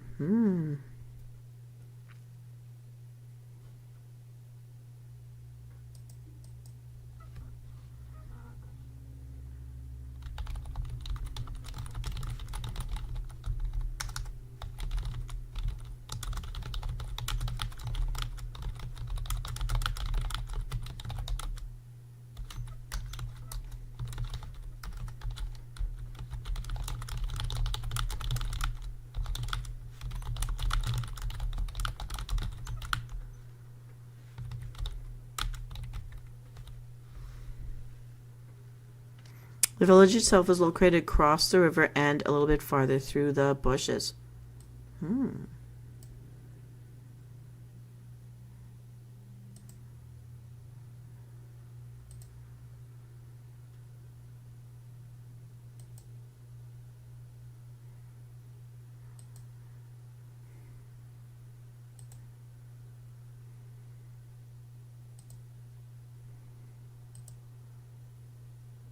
Since many people walk in that area, a pathway was formed where we could always tell where to go. Oh yeah, I love that when branches are broken through and you've got like hard dirt as the floor surface because of all of the people walking, or even the wild boars will do that too.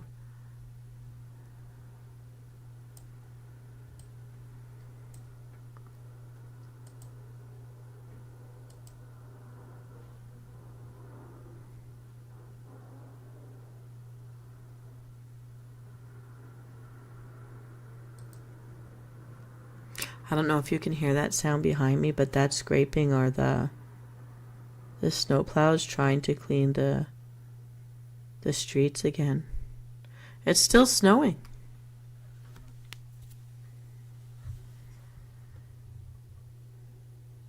But when we were headed back, I could faintly hear the sound of a bull.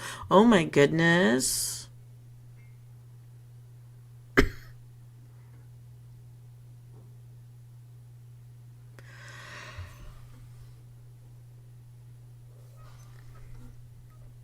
I've seen people be gored by bulls. It's not a pretty sight. I don't think you can outrun those guys.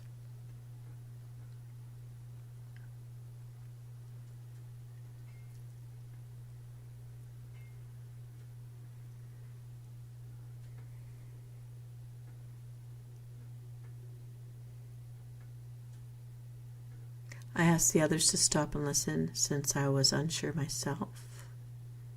Ooh, you're a storyteller.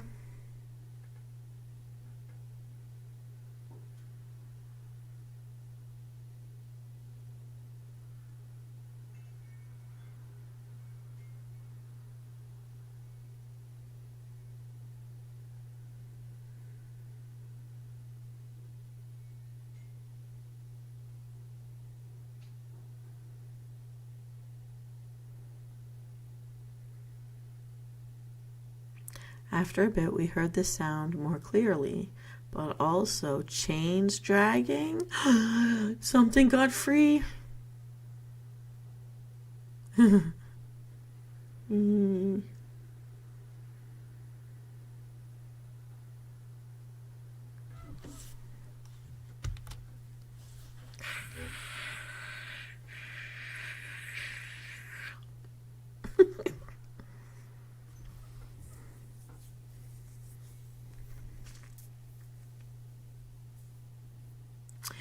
It sounded like the Ebenezer Scrooge ghost of the Christmas past.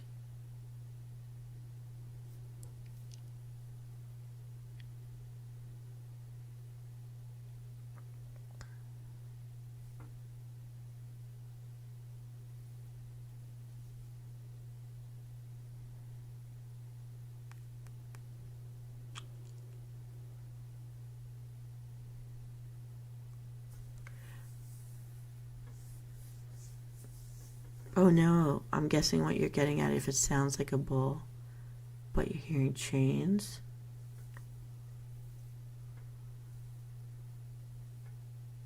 Growing up, I was told not to wander alone during the full moon's nights, as that's when the spirits tend to be active. Yep, I've heard that. There's a lot of cultures that will go in the house and hide from the full moon. They think it's a bad thing. I've always liked it, but I'm from a different culture.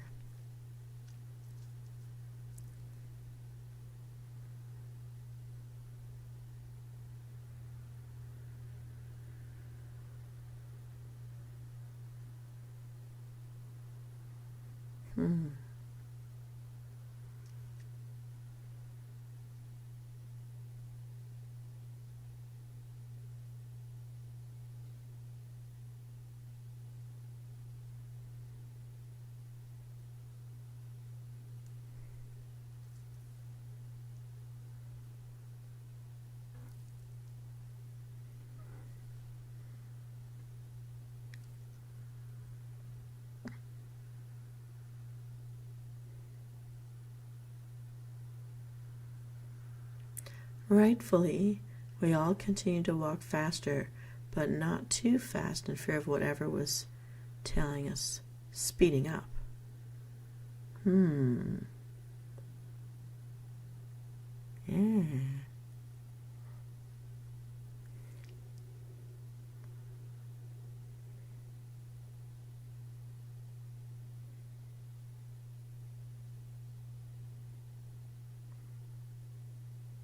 Making it sound like it's a devil.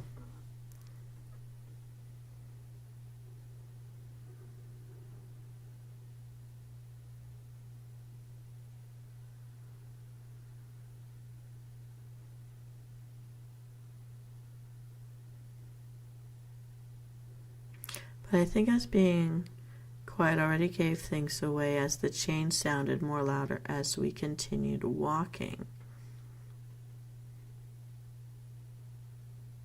So it was gaining on you.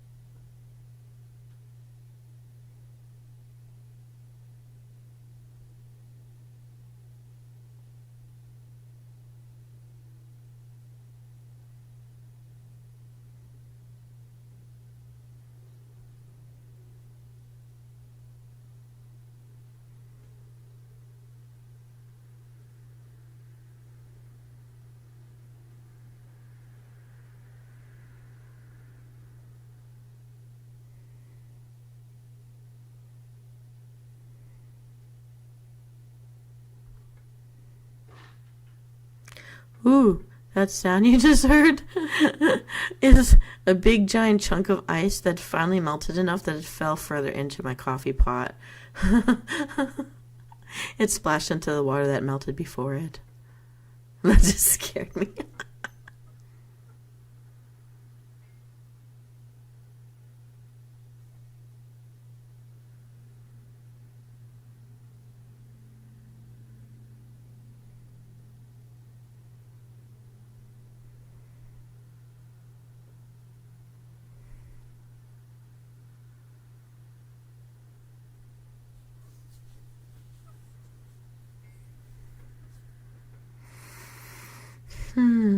And what happened next, hero?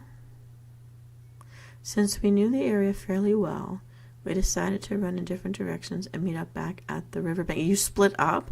Have you never seen all the Scream movies?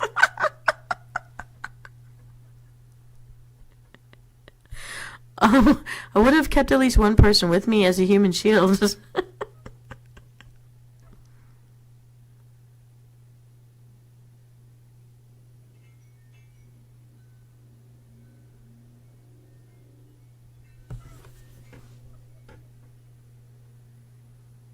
That's funny.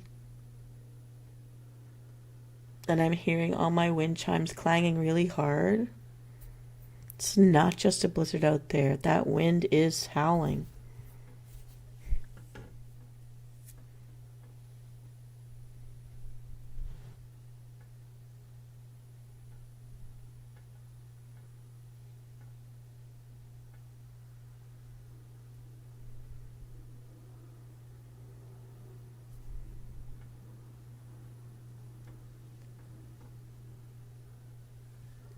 Unfortunately, I was not the best runner at the time. Oh my goodness. So I could hear the bull groans and chains while I ran. Oh my goodness.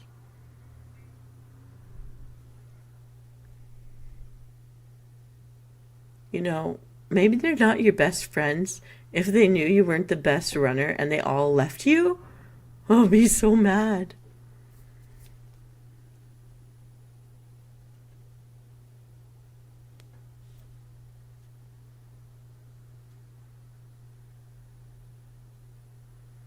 Oh my goodness.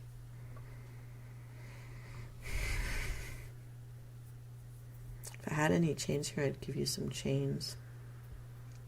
Background noises. Ugh.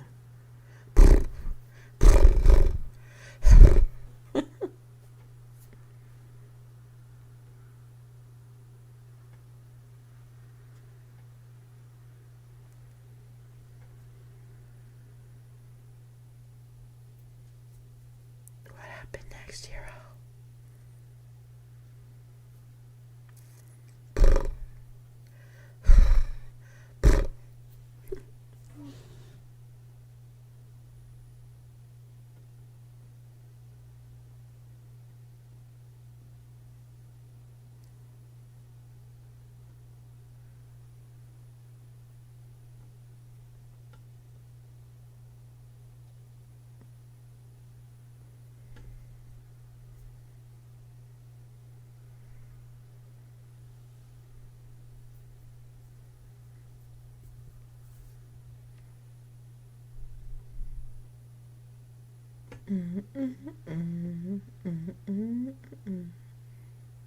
Thinking fast, I grabbed a few coconut shells on the ground while running.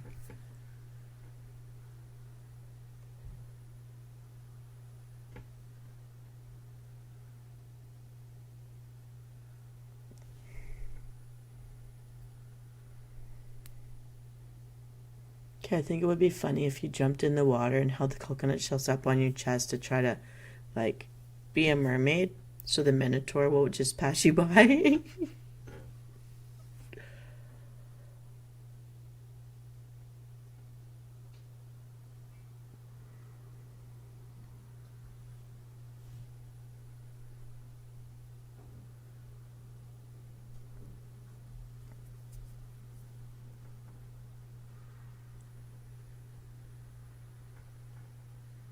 Oh, that's smart. So I kept throwing them in different directions while I changed the path I was taking. So, like, zigzaggy thing to get away. So they investigate the other sounds of the falling coconut shells. Okay, that's really smart, actually. Was that instinctive, or you just knew to do that? Were you trained to do that?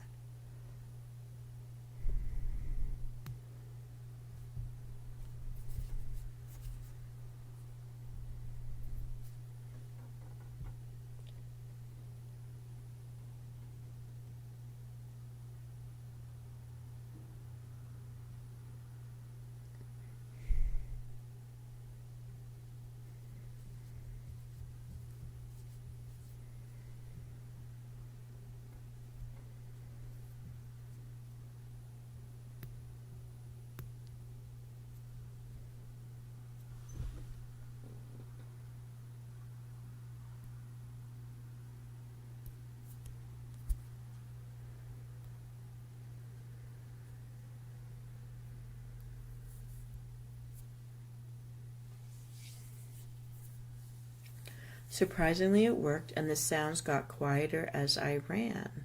So it was chasing something in a different direction now. I love it.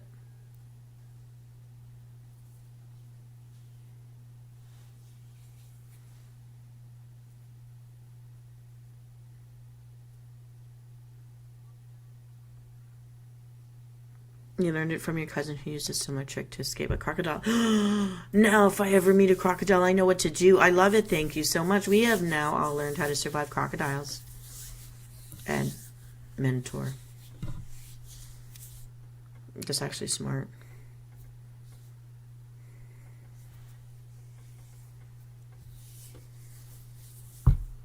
Hmm.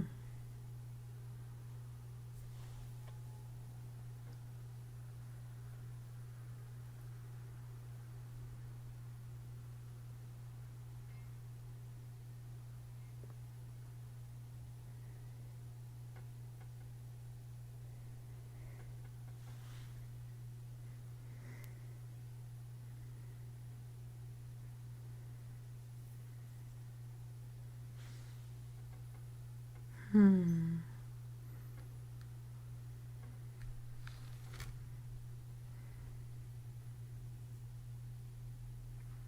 now we need to know is how many of your friends made it back to the Riverside dock.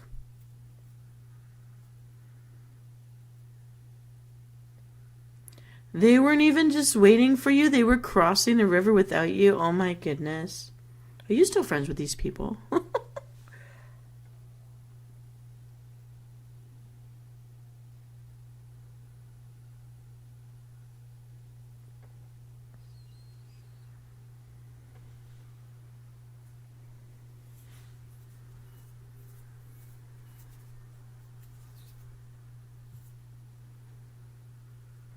Please tell me it wasn't someone playing a practical joke.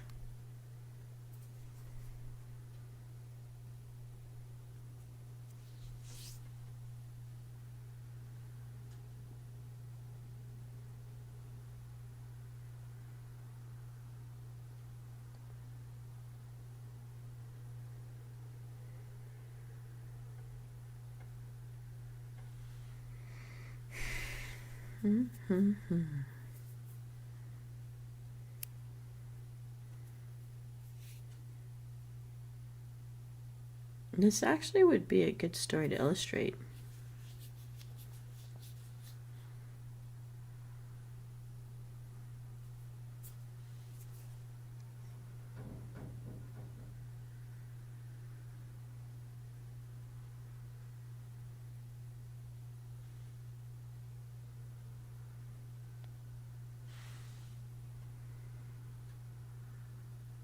You didn't even care about getting your good clothes wet. You jumped in the river and hightailed it across. I do not blame you at all. Did you ever find out what actually was making that noise or what was following you guys?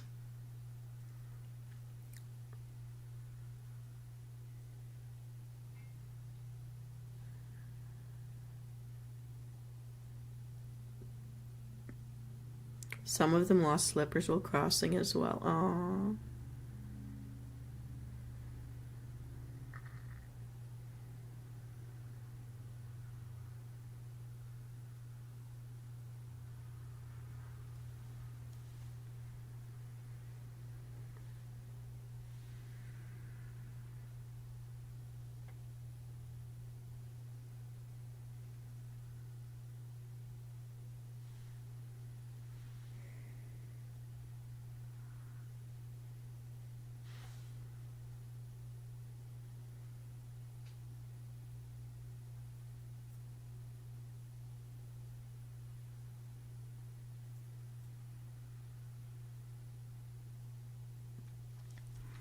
By the time we made across the bank, we could see. What was I saying? So you actually saw what the thing was that you heard.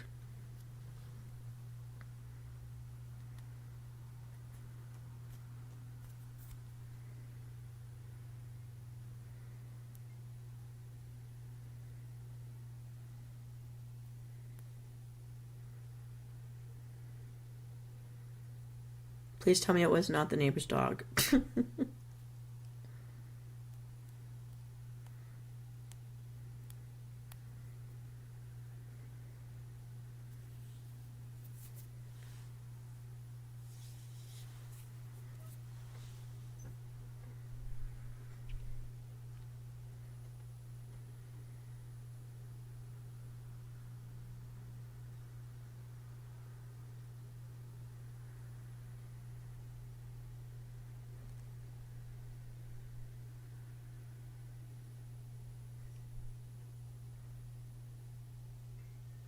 Oh, it's okay. Tell me what you saw.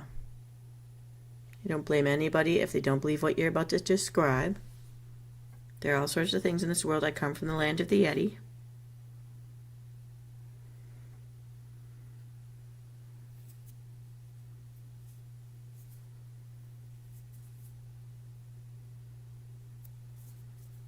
I'm betting you're going to describe me a Minotaur man.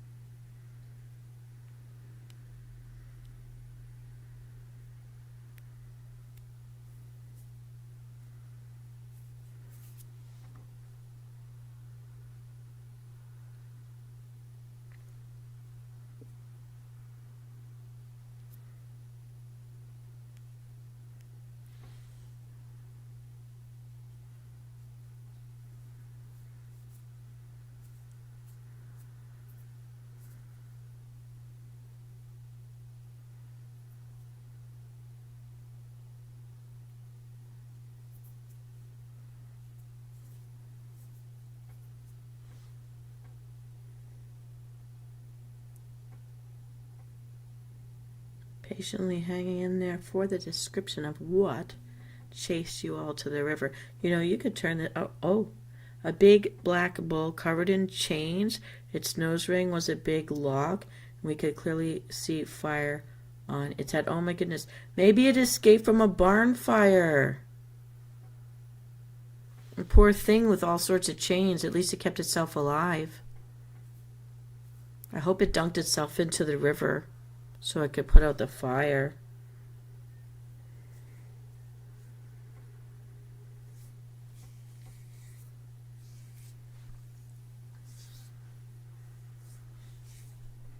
Wow. Poor animal. You're lucky you got out of its way.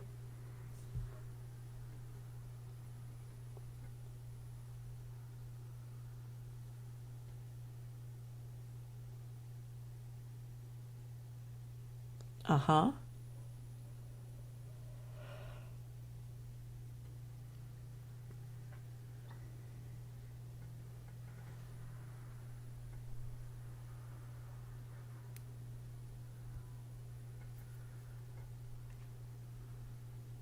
Imagine how much strength the bull would have needed to get himself those chains off of whatever wall they were stuck to.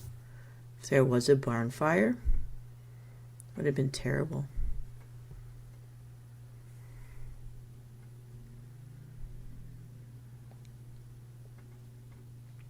Yeah. I've met animals in the wild that as soon as they see you looking at them, they lock eyes with you and they don't let go until you turn away. They do not flinch. They keep their apex eyes on you, and the whole time they don't break stride. They just keep coming. Lynxes are really good at that.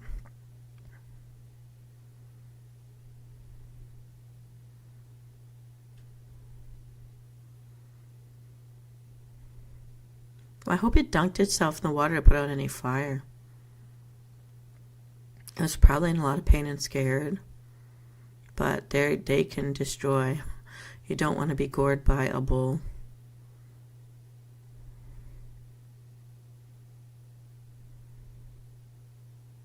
I have a friend who is Micmac, and his dad is so powerful. Big, muscular upper body. And he worked on those hydro lines up in those buckets, like the crane that lifts you up to the wires. And he had fallen out. I don't know why. He had fallen out or came down from the bucket. But he came down inside a farmer's yard where there was a bull. And the bull gored him. He survived the gourding, but what he had to do was, and he got like gored up the side of one of his sides of his rib cage. He's so physically powerful. And he punched the bull right between the eyes, one shot, and the bull passed out. Otherwise, he would have been dead. He punched it. He was that strong. But then he passed out too, and his partner got him to the hospitals. He's okay. He's alive. But never heard of a guy so stubborn that he punched out the bull that gored him. He should have been trained to be a matador. Yeah, but you can't play with those bulls. So when you got to the top, you saw right across the hill a man watching you while holding a long chain. So he's come to get his bull.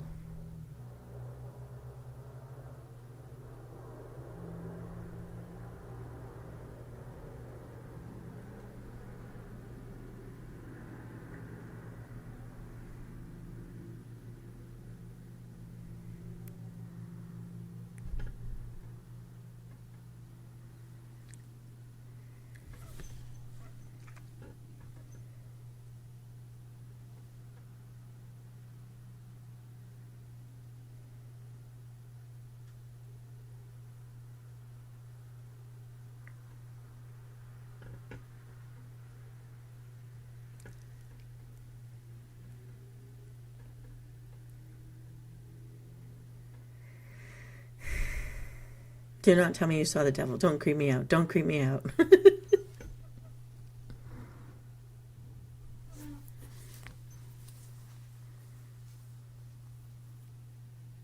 Well, we have learned that you are a good storyteller, hero.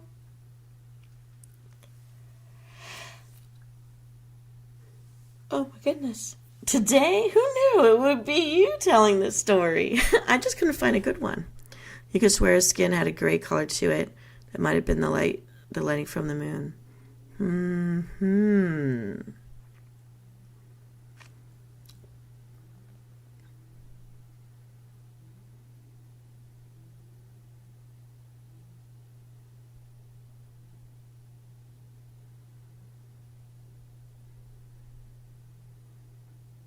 Also, if there was a barn fire, he could have soot all over his face from the ashes, from the smoke.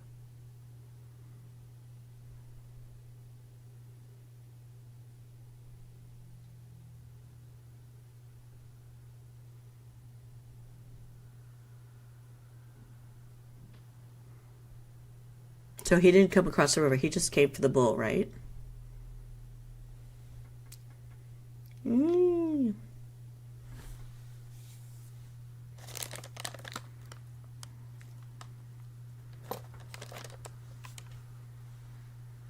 Ding ding ding ding ding ding ding ding ding ding ding ding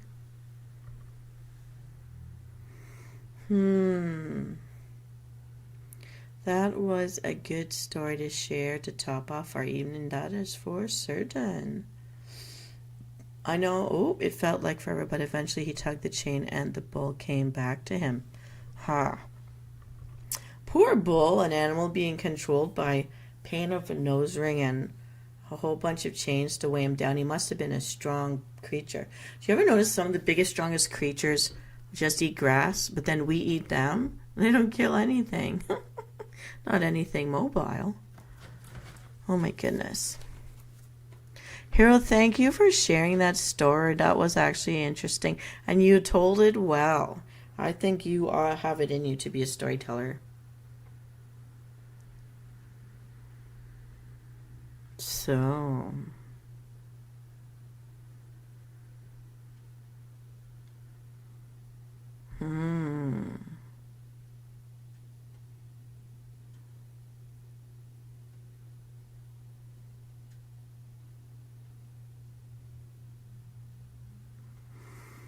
Thank you, Hero Flame, for sharing your story this evening. I hope, and the other viewer that's out there maybe doesn't have a YouTube channel and they're not able to talk inside the thingy, but it might be Dark Alice out there.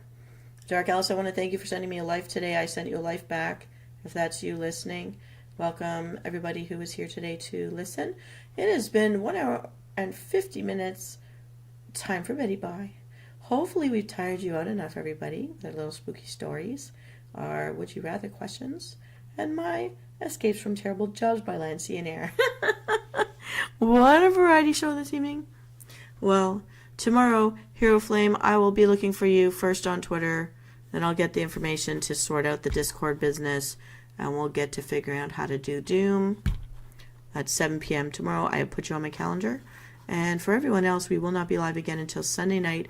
Dragonflight Follies. I reposted the schedule for the remaining week. So you do not go out late night for parties anytime. Not anytime since, because you don't want to deal with Bullman. I'm going to call your story the Bullman story. Ooh, all those sounds, if you are hearing them, they're the machines trying to scrape the snow and the ice off the roads tonight. That just echoes up really loud up here. So next time we go live on a scheduled program, Dragonflight Follies, in the evening on Sunday. Have a wonderful weekend, everybody. Hero Flame, I want to thank you for your story. I do believe you. I think that the bull got away from his home and the farmer came to get him. Possibly he either did a little dance near somebody's fire pit or campfire, or there was a barn fire, which is how he got away and was burning. And the farmer came to bring him home. Luckily, the bull didn't cross the water at you, but probably the bull should have dunked his head to put out the fire. But I'm glad you all made it without getting trampled or gored, because that is serious business when that happens.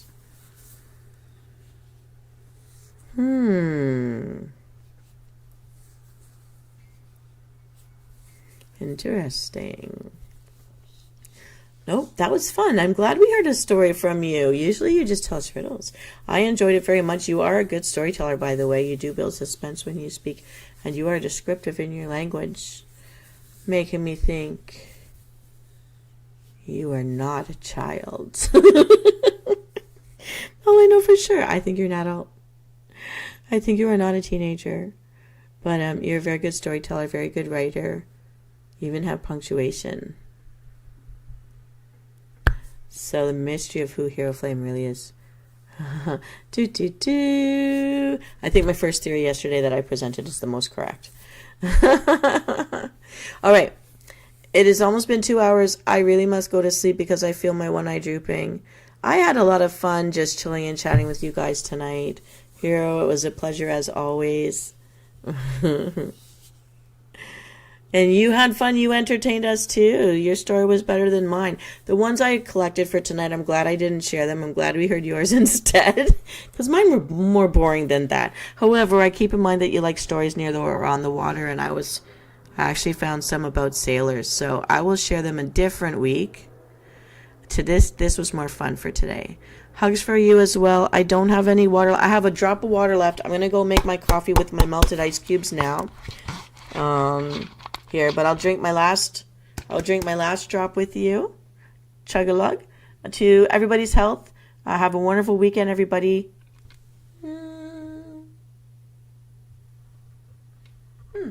I got 2 lemony scented drops of water left. Yay. Take care of yourselves, Hero. I will look for you. I do promise, and I did put you on my calendar for tomorrow night, 7 p.m. We will figure it out then. And to our mystery viewers, have a wonderful evening. I'm glad you stopped to listen in. I hope you love my bedroom. I hope you like my little pet Snowball in his little ducky sleeping bag. We're all staying warm this evening because we are in ski country and it is a blizzard out there. Tomorrow will be a great day to snowboard. This is ski, snowboard. And I, for one, am going to be swimming outdoors in a heated pool, watching the steam rise to meet the snow. Good night, Hero Flame. Good night, mystery viewer. Thank you for stopping by. Dark Elephants, if it's you. Hope you're feeling well.